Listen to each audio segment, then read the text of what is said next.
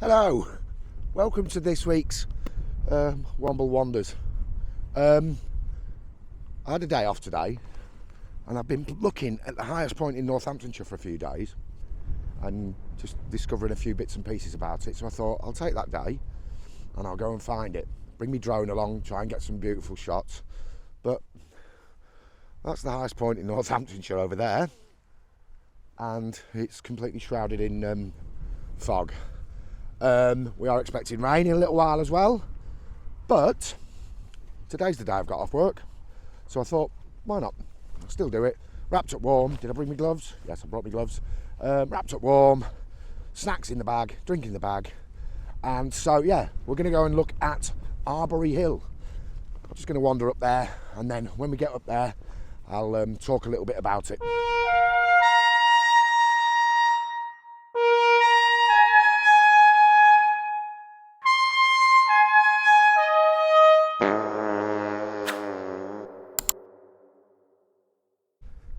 It's a proper cold and grey day today, but it's nice to get out. Anyway, the first bit of history, I'm literally only a couple of hundred yards from where I started, but the first little bit of history that I've come across is these marks in the field. Now, I'm not sure whether they'll actually pick them up on the camera, but you see them all over the place, and this is called a ridge and furrow, and I believe that this was a way of dividing up the fields before the sort of Enclosures Act, which I think was sort of the 1750s, around that sort of time, when farmers were able to sort of keep, you know, put fences and hedges all around the fields. So yeah, you'll see that, and it's quite interesting because this field here, which has got sheep in it over here, you've got the sheep over there, but the next field that I'm about to go in is obviously a ploughed field that they actually use for crops.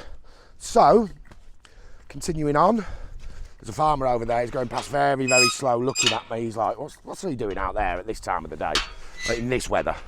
It's very muddy underfoot. I did make a choice as I was leaving the car whether to put my wellies on or whether to keep my boots on. And I kept my boots on. And as you can see, it's very damp. But there's our hill. I don't know if you can see the birds above it there. That's on multiple magnification, as much as I can get. But that there is the hill that I'm heading for. It's just starting to rain now, but I'm at the highest point in Northamptonshire.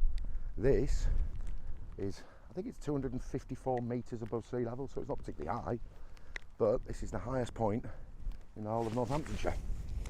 And it's a very interesting place because of its history. The name of the place actually gives it away a little bit. It's called Arbury Hill, or Arbury Hill. And alongside Borough Hill, which is about 5 or 6 miles in that direction towards Daventry, and then Hunsbury Hill and Earthlingborough, which are all places within Northamptonshire, they all share a common name, that Bury sound, or that borough, or borough sound. And the reason for that is because it's an old English word, sort of early Anglo-Saxon word, meaning settlement, fort of some description. And this hill is no different. This is actually believed to be the hill fort that is furthest from the sea in any direction in this country, in the whole of the UK. And we are literally right in the middle. Not far from here is the village or small town of Beck, where during the Napoleonic Wars, all of the armaments were bought and stored because there was a threat of imminent invasion from Napoleon. Anyway, I'm going to look for, apparently there's a trig point up here. Now, trig points are used by the Ordnance Survey to map the whole country. Probably one of the most well-mapped countries in the world is the UK, because in the 1740s, 1750s, 1760s, and even to this day, people are going out using these trig points, and hopefully I'll find one. If you look on my Borough Hill video, you'll see that we found one on there as well. But they're using those trig points to triangulate a position in 2-dimensional space. I think even in 3-dimensional space, actually, because obviously I'm at an elevation here as well. So So these trig points have been used by the Ordnance Survey, and I will do a video about the Ordnance Survey because it's a very interesting topic. But I'll do that, as you know, back in the studio when the weather is too bad. But the Ordnance Survey, apparently from this point here, when I find it, the most accurate at the time, and still I think pretty much accepted, measurement of the earth was completed from on top of this hill. So like Borough Hill, if you look at my other video, which I can just about see, you won't see it in the camera, so I won't bother turning it around. But like Borough Hill, there's so much history up here. So I'm going to go looking for evidence of the hill fort. I do believe that most of it is behind here, underneath this scrub here. And talk a little bit about it if I find it. If I don't find it, I'll still talk about it, but we'll do it up on the field here. And hopefully I'm not going to get too wet because I've got a bit more of a walk planned. I'm going to go down into Charwelton and we'll go from there. I've taken a little bit of shelter behind these trees, and I think I've found evidence of the hill fort. Now, from what I've read, the hill fort is not really classed, not really considered to be an Iron Age hill fort. It's more Roman, more a defensible structure that the Romans had up here when they invaded in the 1st century. I'm not going to go too far down that way because that's actually going down to the farm. And so you can imagine that the Roman garrison, whatever they called them, would come up here and they'd be able to see across this area, knowing they could camp up here, knowing that they'd be able to see if anybody was coming. But the interesting thing is what we kind of forget in this country is that this would have all been woodland and marshland. It's only now, because of ditches and drainage and things like that, that we actually get, like down in these valleys, we actually get fields that are usable for crops. And that's only been done for a very relatively short period of time, over the past 500-600 years. So all of this would have been woodland, like you can see over here. And so an elevated position would have put you up above the trees. They'd have probably cleared the vegetation around here so that they could defend the place, or at least know if somebody's coming. And then, like I say, Borough Hill is over in this direction here. There's another hill just there.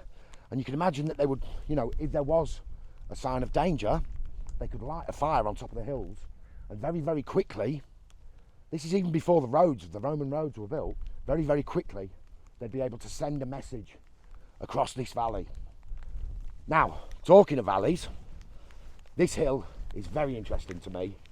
And if you see my videos with Purple, or Purple's videos with me, to put it another way, we're very interested in springs. And this hill is the watershed, what's known as a watershed, for 3 rivers.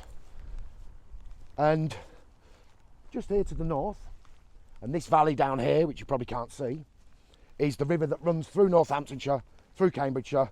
I think it is on the border between Norfolk and what's the other one? Lincolnshire. And that's the River Nen. It's called the River Nene later on. Then, just over here, you can't see it, is the start of the River Leam. And that river goes through Leamington Spa, which is what Leamington Spa is named after, until eventually it joins the River Avon, which then joins the River Severn, which goes out to sea in the Bristol Channel. And then to the south, just down here, is the River Charwell. Now, its proper name is Cherwell, but as you come north in the country, the people pronounce it more like Charwell. And that's why the village is called Charwelton. So the River Charwell, runs south here, through Banbury, down to Oxford, and then it joins up with the River Thames, the mighty River Thames, and obviously goes out to the Thames estuary. It's actually the 2nd largest of the Thames' tributaries after the River Kennet, which we might go and look at one day. But for now, I've not found this trig point. I'm looking on the OS maps and it doesn't even actually show one, but I have read online that there is a trig point up here. So I'm going to continue looking if I find it, then I'll show it to you and we can talk about what they are. So there's an example of Wikipedia being wrong. Apparently there isn't actually a trig point up here. The nearest one is on Bag Hill or something over in this direction. I'm not going to walk over to it because it's a bit of a trek and I'm going somewhere else.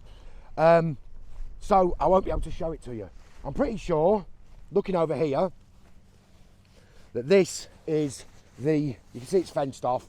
There is a way in, but this would have been the embankment of this borough, and interesting to be able to trace the language. It's like the River Nen here, or the River Nene. It's believed to be a Brythonic word, very old, sort of Celtic word meaning waterway or river. And when the Romans turned up and asked the locals what it was called, they would have said Nen. That was their word for the water. And so it became Aqua Nen, probably at the time, though that has now developed over time to become the River Nen, which essentially means river. And like the Charwell down here, so the start of the Charwell Valley is just here, goes into the Avon, and that's believed to be an old Brythonic word, Celtic word for water, for river. So that is also called river. And then the Leam. I've not actually done any research, but it's a strange word, isn't it? So maybe that also means water. It's a very interesting place up here, and I'm up here on my own, and yeah, that's the highest point in Northamptonshire ticked off. I know it's not particularly high. I've just checked, and it's 224.3 metres. There is over here a mound, and when I was doing my reading, it is believed, I think, that I saw that this is a Bronze Age burial mound, which shows people going back, living up here, or not necessarily living, but coming up here all the way back, sort of 2,000 years BC, so 4,000 years ago. I don't know whether that's it. There are other mounds over behind me, but it does say on the southern side of the hill. Another interesting thing about the hill as well is Northamptonshire is known for its iron production all the way back into the Iron Age. And this hill is essentially an ironstone outcrop. And I was looking at the geology reports for it the other day, and it's almost square. And the actual ramparts for this fort are almost follow it to the inch. So that's an interesting thing. You can imagine that if you were Iron Age, early Roman, because obviously they used a lot of iron weapons, that this would have been a perfect place to defend. There's water close by, there's a spring just down here. I'm not going to go down to it, but there is a spring just here. And, you know, you could defend this place, but you could also quarry the materials that you needed for defence, or in the case of the Romans, for attacking people. So this would have been an amazing place. And unfortunately, the weather isn't the best, but even without that, the views are something else. So this here might be, and I'm using that word very, very loosely, might be the remains of a Bronze Age burial mound. There is actually a motorcycle track that's been dug into this hill, which is a bit of a pity. But, you know, progress comes along. That might be a burial mound, I don't know. So let's go and have a look down into the Charwell Valley over here. So this is the valley where the River Charwell starts, and it heads off down to London, heads off down to Oxford, where it joins the River Thames. And I think here you can see, as we just go over this crest here, you can see what just about remains of the actual hill fort. And like I say, from the research, the little bit of research that I've done, it's believed that this is a very late hill fort. The Iron Age people that were here were the last people before the Romans turned up. And the Iron Age people and the Bronze Age people both, we believe, built hill forts for defence, for meeting places. Not really 100% sure what they were used for, but you can see quite clearly along here now that that is the edge of the hill fort. Anyway, I'm not actually on a public footpath, so I've sort of strayed off the path a little bit. There is a byway just down here, so I'm going to get myself back onto that, and then I'm going to go down into the village of Charwelton. And on the way, I want to show you some interesting stuff. So I'll start making my way down the hill, and we'll talk as we go further down. But anyway, this is Arbury Hill, the highest point in Northamptonshire. Ancient hill fort, named by the Anglo-Saxons and now used as a motorbike track. So it's history all the way through, and I just love it. It's damp, it's wet, it's cold, I can't get my drone up, but is there anywhere better to be? Is there anywhere better to be? Anyway, like I say, I'm going to go down into Charwelton. I'm going to pass over something that's very, very interesting on the way, and then we'll go from there. As I'm walking away, I can actually see quite clearly now over here the line of the actual ramparts, I suppose you'd call them, the extent of the hill fort. You can see that there. I'm having to take a bit of shelter because the weather has turned in, but onwards. But yes, what a place. Surrounded by all these trees now, but like I say, I think it would have been, they'd have cut all the trees down around it, and that would have given a little bit of a head start if there was an invasion coming. You can imagine that the Romans, as tough as they probably weren't welcomed in by the locals very much, and so the local people around here, they might have been plotting against the Romans in little groups down here with their little fires at night, and the Romans would have been up here looking down and thinking, ooh. You got to remember as well, like I said on the Hunsbury Hill video, the Romans weren't all from Italy. You know, they weren't drinking olive oil and, you know, prosciutto. A lot of the Romans were soldiers from countries that had already been colonised, conquered. So you'd have had lots of hard North European men in the Roman army, battle trained, battle hardened, and they'd have been on top of this hill worrying about these little blue people, as they called them, the Celti, down here in the swamps and amongst the woods. So that would have been a perfect place up there to defend against any attack. They were better armed, obviously.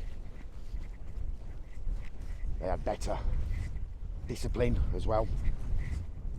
They'd been trained, but this belonged to the people that lived here. Still does. Kind of. I know big chunks of it are being sold off to investors around the world, but this is my land. This is our land. You should come and see it while you can. If you get a chance, just come out and look at the world. It's a beautiful place. Anyway, I'm going on, aren't I? Carrying on. I'm back on my byway now. I'm going to find out how to get down there because there's a bit of a fence in the way. I'm sure I can probably squeeze through here, but I'll do that and then we're on to the next place. So I'm back down on the byway, and the byway is called the Jurassic Way. Now, I'd seen the name before. I've seen it on the OS maps and I've seen it on signposts around the place, and I've come down the hill because obviously I'm up here in the hills. There's lots of 4G and 5G transmitters around and I can get a decent Google signal, and so I was interested. Why is it called the Jurassic Way? And I'm literally just going to read it off of Google. The Jurassic Way, that's off Wikipedia. The Jurassic Way is a designated and signed long-distance footpath that connects the Oxfordshire town of Banbury with the Lincolnshire town of Stamford in England. Now, both of those towns are just outside really, of Northamptonshire, you know, the current extent of Northamptonshire. And it largely follows an ancient ridgeway traversing Britain. Most of its 88-mile route is in Northamptonshire on the Jurassic limestone ridge in the north of the county, which is interesting. But then I read a little bit further, and if you see my videos that I do with Purple Vision, you'll hear some things that are very interesting here, because the trail goes there. Oh, my picture's gone. There we go. The trail goes near the Oxford and Grand Union canals. Obviously, we like our canals. Past the Great Central Railway's Catesby tunnels, and that's a bit of a spoiler as to where I'm heading next. And the viaduct at the River Welland, where I was just the other week with my friend. And I don't know whether I've done a video of that, but Purple's certainly done a video of that. And the 82 arch viaduct at Haringworth and Rockingham Castle. So there you go. It's an amazing thing, isn't it? I've heard of the Jurassic Way before. Never really thought a great deal about it. Did a little bit of research. Found out that it's actually following an ancient limestone ridge. Probably an old pathway again, past all the hills from Banbury all the way to Stamford. Right, it's very, very muddy underfoot because it is a byway, and obviously quite a few vehicles come down here, probably all agricultural. You can't actually access it between, not the public anyway, between April and October, and I wouldn't really want to bring Voxan down here. This is interesting. I think this is a pen for keeping pheasants in, look. Sort of rearing young pheasants in, and then they'll get them out and they'll be ready for the hunts. Anyway, we're going this way, and like I've just said, we're going to walk over the top of the Catesby tunnel, but I'll talk more about that when we get there. The problem for me when I'm out walking is there's always something that catches my eye. So I'm literally like 50 yards from where I was just doing that last bit, and I've come down to this big pile of concrete here, and whatever was here must have been pretty impressive. If you look at that piece of rebar that's going through there, it must have been a big old building, mustn't it? And it must have been, I can't see it being far from here, can you? You wouldn't break it all up and then drag, I mean, I suppose you might drag it across the field. There is a farmhouse just here. But yeah, anyway, I just saw that and I thought you might like to see it too. So, as somebody who likes to wander, I need to know where I'm going, and I do use the Ordnance Survey maps. And literally, between just over there where we found that concrete, and now I've just had a notification on my phone to say that my annual subscription to OS Maps has just been renewed. $34.99 a year, which isn't cheap, I know, but it gives me access to all of the information that the Ordnance Survey hold on the topography, is that the right word? Topography, and the lanes and the rivers and all of the stuff all across the country, which I think is pretty good value, to be fair. It's not really a lot of money. I was trying to work out how I get past this farmhouse, so I popped my phone out of my pocket, and my phone went bing bong, saying that it's just renewed my subscription for another 12 months. I thought I needed to go quite close to the farmhouse, but it turns out I've got to keep the tree line down here. There you go. Keep the tree line on the left here, and then I don't know if you can see it, but there's a ridge running up here, and that is my next destination. So yeah, I just thought I'd tell you about the OS maps. There's nothing compared to a proper map, but when it's wet like this, on a day like today, and you might be travelling over quite a distance, I'm not, but you might be, getting a big map out, unfolding it, trying to work out where you are, is a little bit unwieldy. I would advise you, if you are a walker, just to spend 35 quid for the year, which is nothing. What's that? £12? No, whatever, £6 a month, something like that. Get the OS maps, and you've got the whole country mapped out for you. Anyway, onwards. Another 50 yards along the path, and I just happened to look back, and that's what I came to see earlier. Let me turn the camera around, and you can see that is the Arbury Hill Fort there. And actually you can see quite clearly that it is a hill fort. If the trees weren't there, it would be like a sort of naked hill fort, if you like, as I believe that they probably were back in the day. And it would stand out like a sore thumb. Now it just looks like a hill with a bit of wood on it. That's an interesting gate. I've not seen one like this before. It's actually full-size gate, but it's actually got a personnel door in it. That's pretty cool. I like that. Difficult to do while you... There you go. But we are at my next point of interest, and this is just here. You can see these big earthen mounds either side. Well, underneath me is the Catesby tunnel.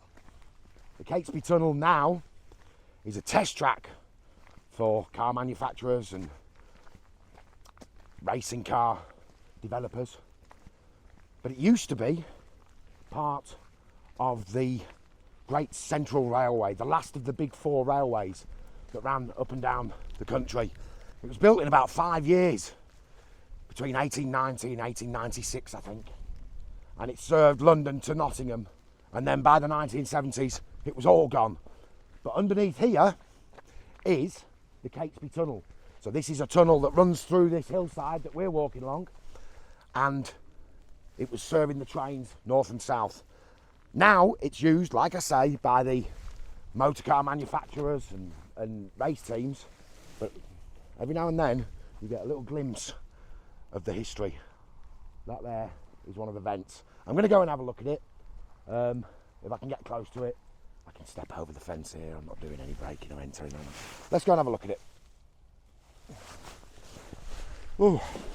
Ooh, up and over we go. Past the gorse. Right. Here we go, look. And now, obviously, there's a business running underneath here, which is, you know, when you think about it, that's pretty amazing, isn't it?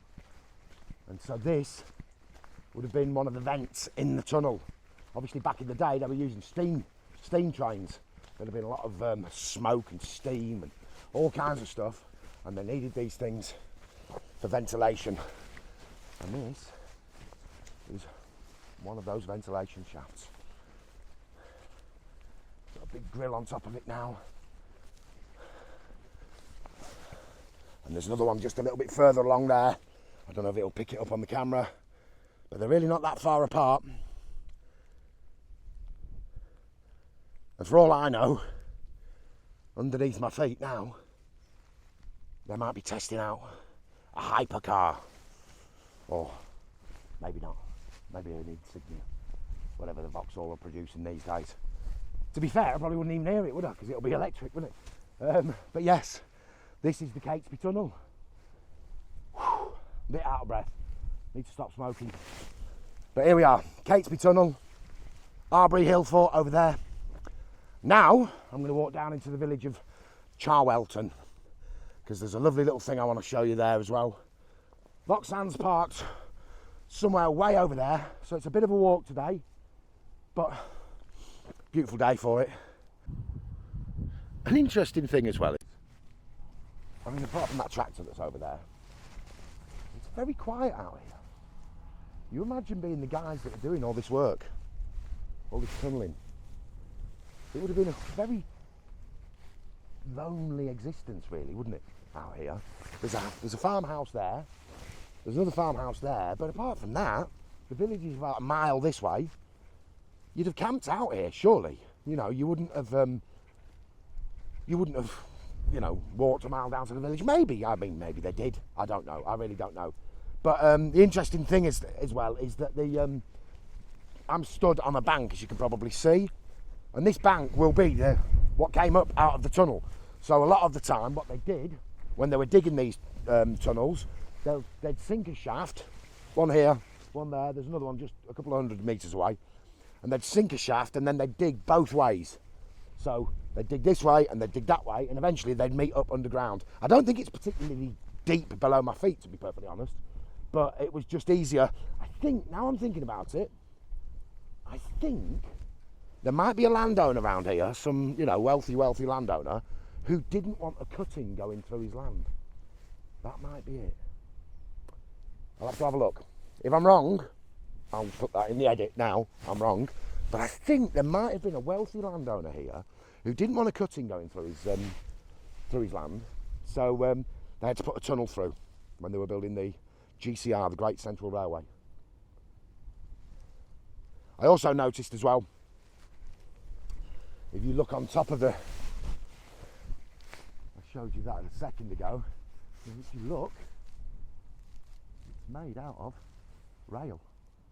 The cap to it, you see those are made out of rails. So recycling, reusing, reducing.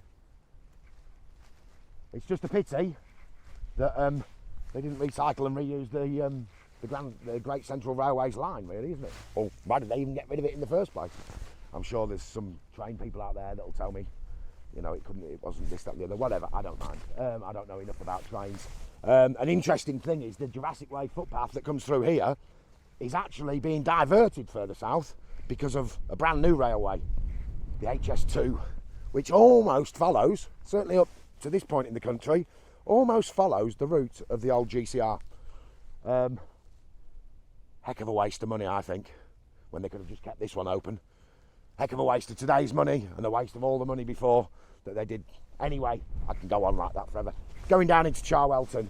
But yeah, that's interesting, isn't it? I need to take a few photos and then, oh no, I've taken some photos. Let's go back down and we're going to go down into the village of Charwelton. So I've got to retrace my steps a little bit back to the footpath down here. But isn't that interesting? I don't know if you can see the vent still behind me there. So yeah, and if you listen now,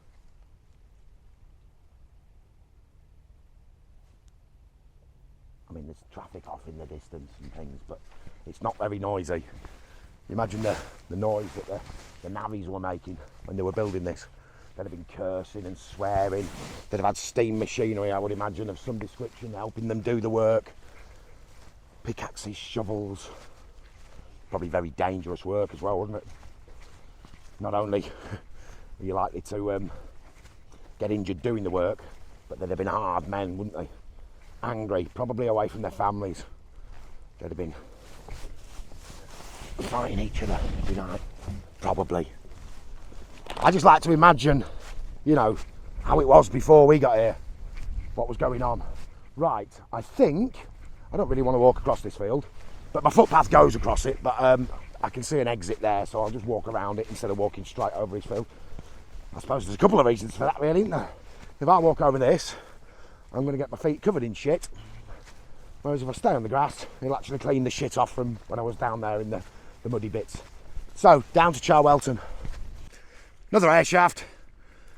And then I do know, actually, down in the village of Charwelton is the southern portal, as it's known in railway parlance, of the Catesby tunnel, which is actually where Catesby Projects, the company that actually owns the tunnel, is based. So we'll see that when we get down into the village. Don't know how far it is, but I've just got to keep on because I do want to go down and have a look at something in the village. I might have to actually trek all the way back to get the car, because having looked at the map, might be a little bit further than I thought to where I wanted to go, or one of the things I wanted to see, but we'll see. I've got good legs. I'm over 50, but as you can tell, I'm very, very fit. And here it is. This is the southern portal of Catesby Tunnel on what used to be the Great Central Railway, and now this big business. This is just the sort of testing bit, really, because the main business is a ways down the track here. But yeah, let me turn the camera around. It's interesting. The thing is, this is a multi-million... It looks like it might even be. It looks like it's becoming derelict or something, doesn't it? Doesn't look like they're doing much in the way of testing. I mean, that though, that's properly Heath Robinson, isn't it?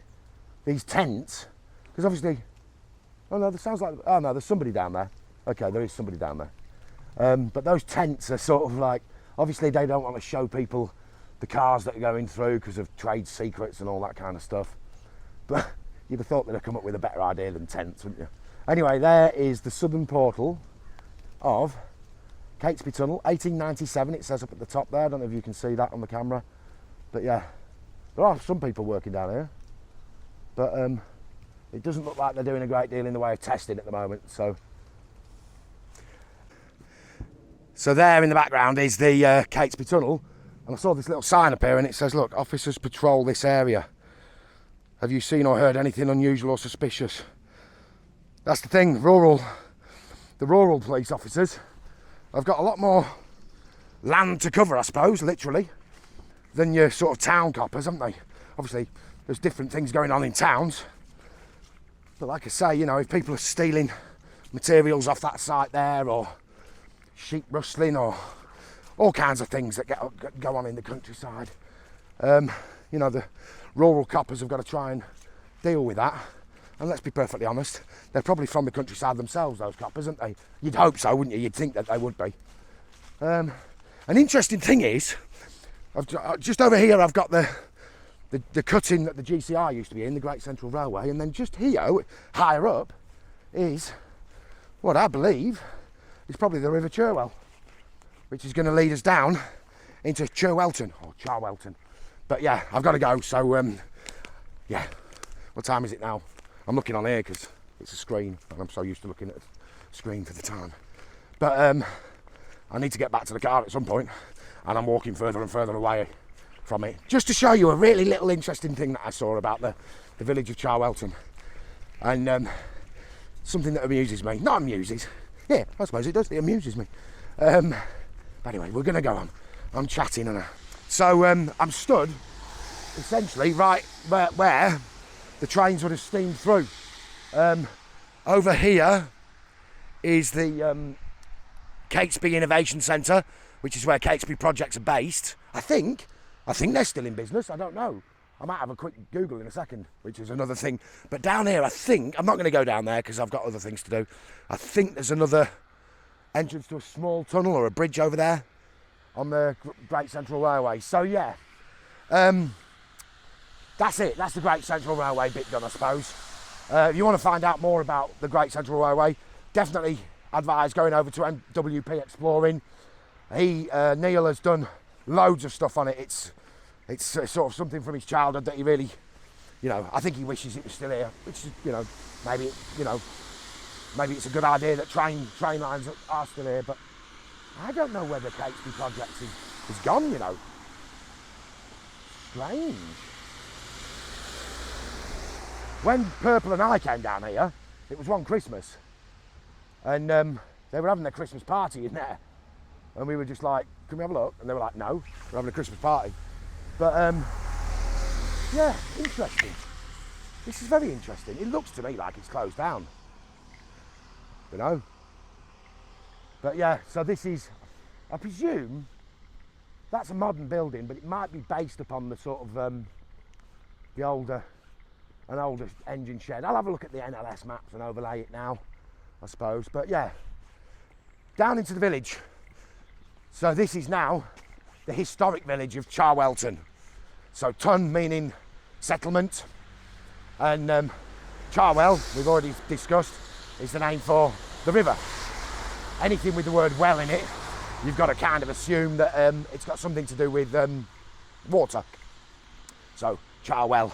And it may even be that the word Char itself was the locals' name for a waterway. So it could be water town.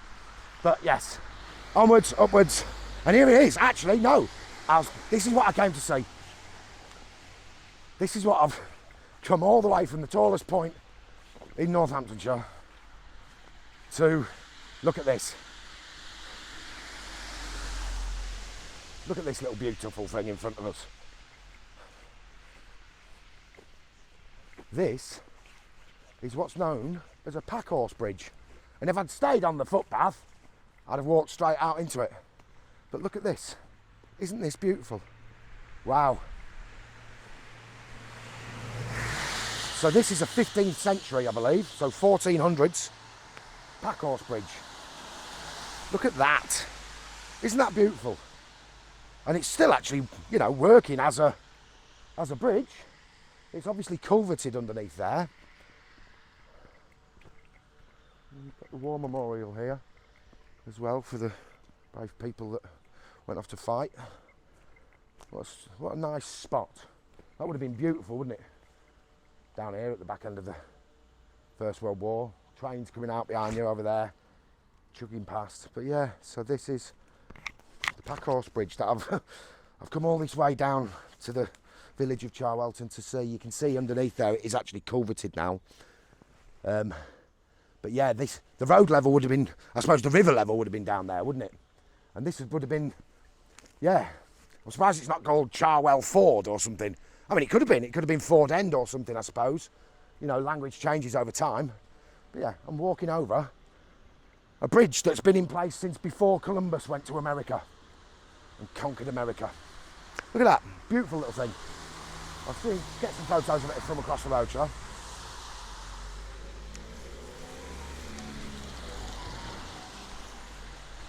Isn't that a beautiful thing? Busy road, but yeah, look at that.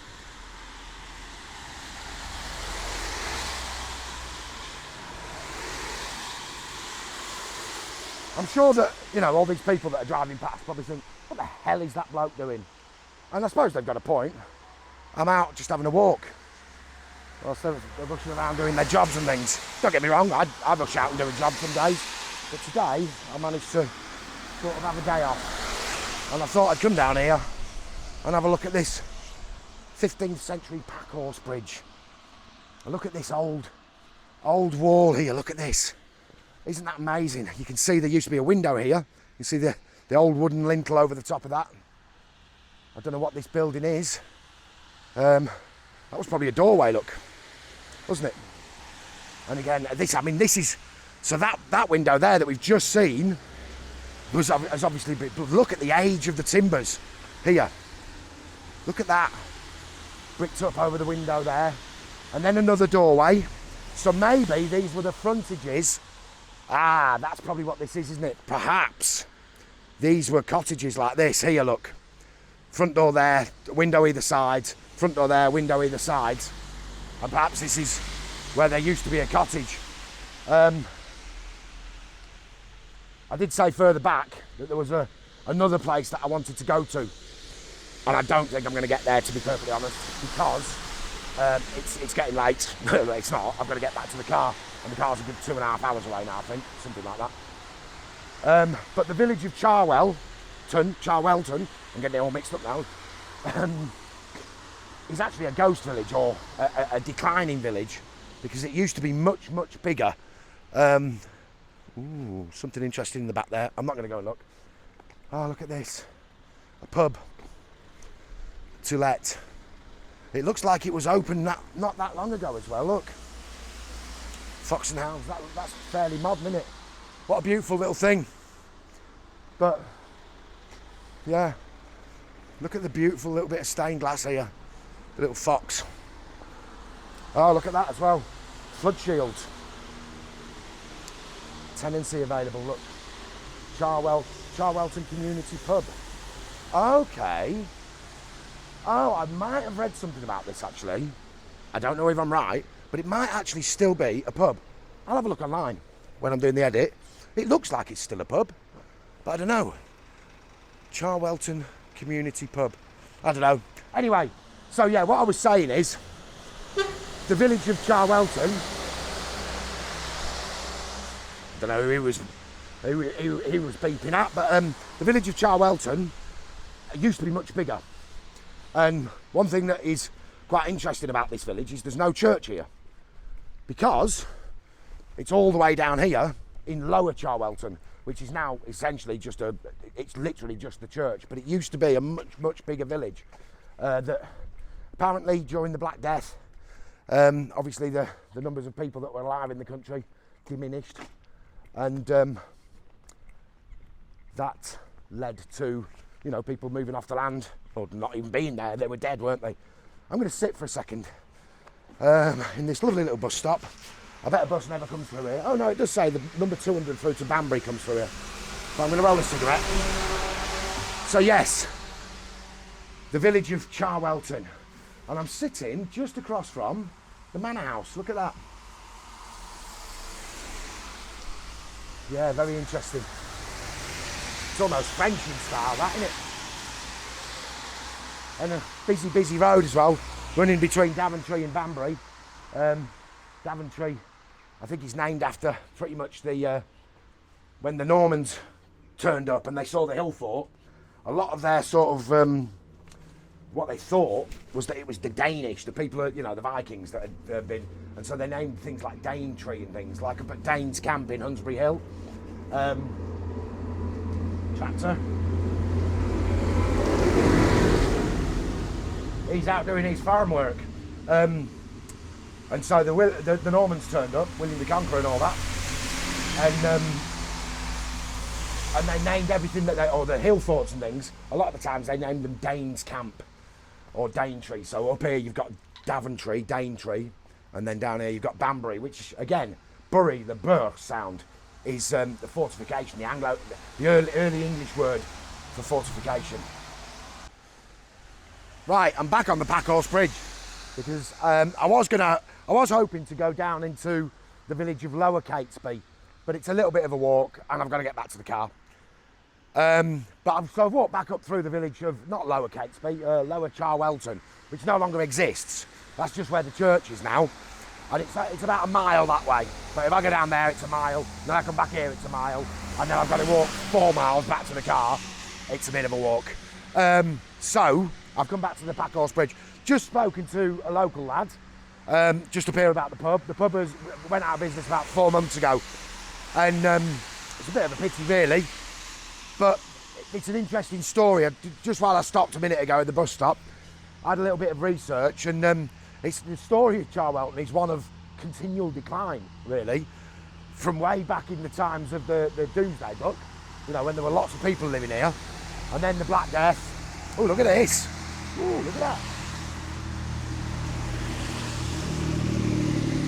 Corn or something, very nice. I wonder if he's going to go up to the tunnel. The tunnel's only just there. Is he going to turn left? Is he turning left? No, he's not turning left. Right. So yeah, the village of Charwelton is the story of Charwelton is pretty much a story of decline from way back in the you know, when William the Conqueror came over and did the Domesday Book in 1086. There were plenty of people living here, and disease, civil wars came along and sort of depopulated the village, which was much bigger because it went all the way down to what is now known as Lower Charwelton, but it's a mile away where the church is. But apparently, according to more recent studies, one of the main reasons that the village became depopulated was because of wealthy industrialists, wool merchants or wool breeders, which we might not think of as wealthy industrialists so much these days. I suppose there's a bit of stuff going on, isn't there, these days about farmers and inheritance tax and things. But yeah, so back in the day, wool was a prime commodity. And so the Andrews family around here, they sort of shifted everybody off the land and went, no, the sheep are having it. And yeah, and that led to the sort of depopulation of Charwelton and then Lower Charwelton. Anyway, to get back to Vauxhall, I've got to pretty much retrace my steps. I was going to do a bigger walk, but I'm a bit off too much, to be perfectly honest. So I'm just going to have to go back the way I came. I really can't help myself, can I? But yeah, I've just seen this. Farming ingenuity or countryside ingenuity at its finest here. So they've just recently replaced the gate by the looks of things, because the old gate is sitting over there in the field. But look at this. This old, is it a sleeper? It is a sleeper, look, a railway sleeper. There. is holding the fence up, what's left of the fence. But it's obviously sagging, so what they've done on this concrete post, which must be concreted into the ground, they've put this piece of bar there with a great big piece of threaded rod through the middle, and they're using to tension the fence. This is why I didn't go down to the other place, because I know I'll see stuff all the way back, and I'll spend all blooming day just sort of umming and ahhing and marvelling at it all. So there you go. Farming, countryside ingenuity. I'm on my way back now. There's the hill fort. The weather's improved, so I'll probably get the drone up. But I thought I'd say hello to the sheep. Hello, sheep. They're not in lamb yet, so... Hello. I've got my green farmer's coat on. Maybe they think I'm the farmer. Oh, we up? Having a wee? Oh no, there they go. Hello. Hello.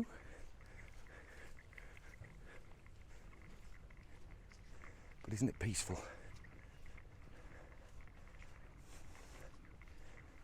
Look at this group here.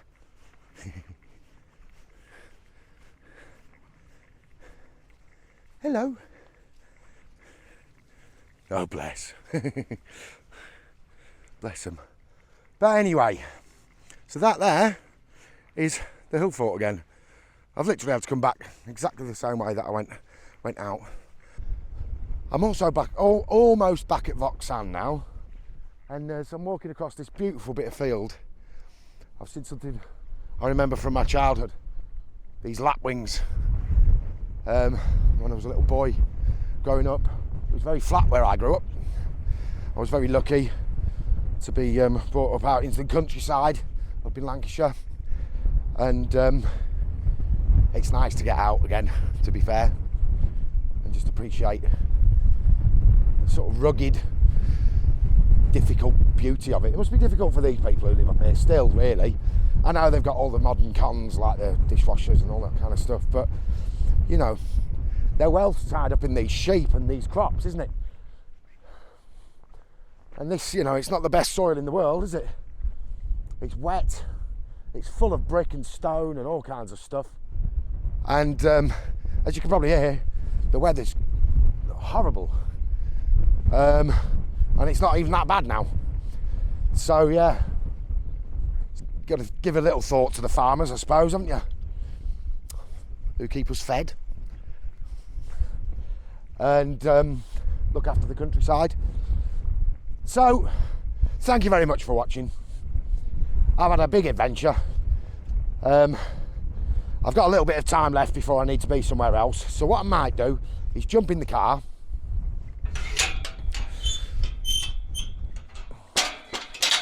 Always leave gates the way you found them. If they're open when you find them, leave them open. If they're shut when you find them, shut them.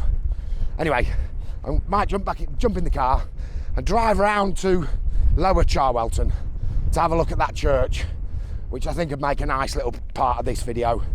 But if you don't see that, if you've even got this far in the video, let's be honest, most people don't, do they? They'll watch the first 30 seconds or 2 minutes or whatever. But if you've got this far, thank you very much. The support, I do enjoy reading the comments. I had a lovely one the other day on one of the Vauxhall videos. Some person was saying that piece of shit car and this, that and the other. And you can guarantee he's picking his nose in his mum's basement, isn't he? And probably doesn't even own a car. But there you go. Made me smile. And I'm actually back at the Ridge and Furrow field. And I don't know whether it shows up better now with the sunlight across it. Whatever, I'm almost back. Let's go down to Lower Charwelton. And I'm knackered, I need to get a drink. So they weren't joking when they said that the village church was a long way from the village. I've had to drive about 1.5 miles down a gated road. Literally, I've had to jump out and open gates and then shut them behind me because obviously there's sheep around. But here it is. This is the church. I'm not sure of its name. But yeah, parts of this are 13th century. Probably much older than that as well, to be fair. But yeah, this is the parish church. I'm not going to go too much closer because I've not got the right footwear on now. Beautiful red stone, isn't it? The ironstone of the area. Very Norman by the look of it. It's very similar to the church in my village, apart from the fact that it doesn't have a spire on top of it, which ours does. So that is the end of my journey today. I'm going to go and get in my car. I'm going to find a place where I can have a cup of coffee, and then I'm going to go and pick my wife up from work. Thank you very much for watching. Very much appreciated. I know this is like the 7th outro that I've done, but I always do that. And I've had a really good walk, to be fair, and I've ended up at this beautiful monument to people's faith. Whatever you believe, that's what this is. And it's been here for nearly 1,000 years, I would imagine. Well, I know it has, you know, there's probably much older than that. This landscape speaks to me of, you know, the Brythonic people that were around here, the Celtic people, then the Romans came along, then the Anglo-Saxons, and they probably bought part of this, and then the Normans came along and they stamped their authority on the landscape with their churches and their castles and the like. And now, on into the industrial age, the train line is literally just through here that we were looking at earlier on. It's literally just through there, and then behind us is the tower, the BT tower that we saw earlier on. Anyway, I'm going on one more time like I always do. Thank you very much for watching. It is very much appreciated. If you want to leave a comment, it does help the algorithm put these videos in front of other people, which I'd like, obviously. I want more people to see what I'm doing. And yeah, back to Vauxhall. Doesn't she look beautiful in the sunlight? Look at that. There she is. And then look at this countryside.